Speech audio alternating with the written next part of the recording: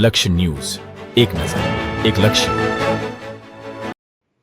નમસ્કાર દર્શક મિત્રો, લક્ષ્ય ન્યૂઝ ચેનલમાં હું મેઘા અગ્રવાલ આપનું હાર્દિક સ્વાગત કરું છું.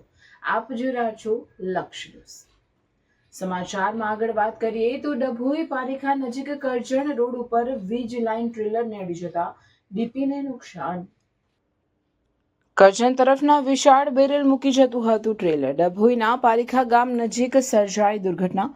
જીવંત વીજ વાયર અડી જતા વીજ ડીપીના થાંભલા પડ્યા. સદનસીબે ચાલક અને ક્લીનરનો આ બાદ બચાવ. બનાવને પગલે ગ્રામજનો દોડી આવી તાત્કાલિક વીજ પ્રવાહ બંધ કરાવ્યો. સદનસીબે મોટી દુર્ઘટના થતી અટકી. ગ્રામજનો એકત્ર થઈ સુરક્ષાને ધ્યાને રાખી રસ્તો બંધ કર્યો.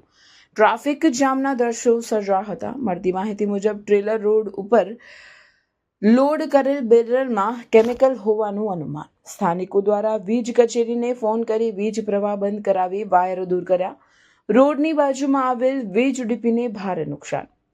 રિપોર્ટર આતિશસિંહ ઠાકોર, ડભોઈ.